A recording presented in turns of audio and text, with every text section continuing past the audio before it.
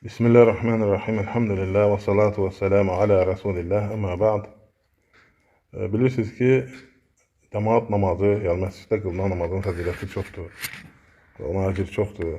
Resulullah sallallahu aleyhi və səlləm buyurur ki, mən xarəcə min beytihi mutatahhiran ilə salatin məktubətin fəəcruhu kəəcril xəc el-muhrim.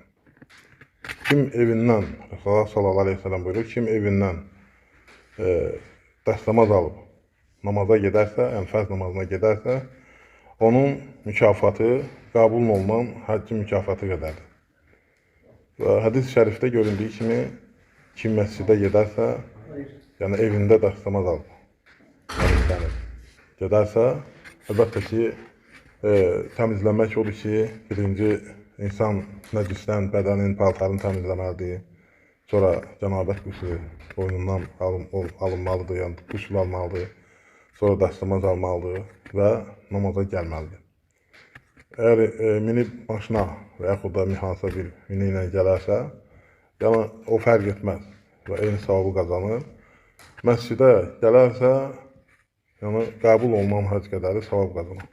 Və həmçinin bilirsiniz ki, məscidə gələndə hər attığın bir addıma görə bir savab yazılar və səndən bir günah pozular, silinər.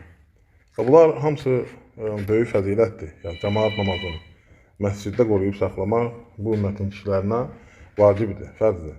Və ona görə bunu tərk etmək olmaz. Düzdür, bəzən olur ki, üzürlü səbəblər var ki, onlara görə tərk etmək olarsa, tərk etməli olarsa, ona bir şey yazılmaz. Amma kim bunu tərk eləyərsə, günah daşıyır.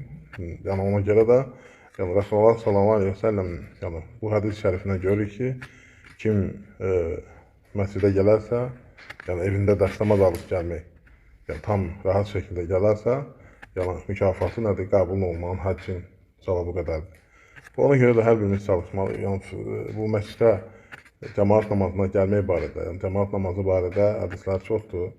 Və ona görə bir gün xatırlatdı, faydalanmaq üçün.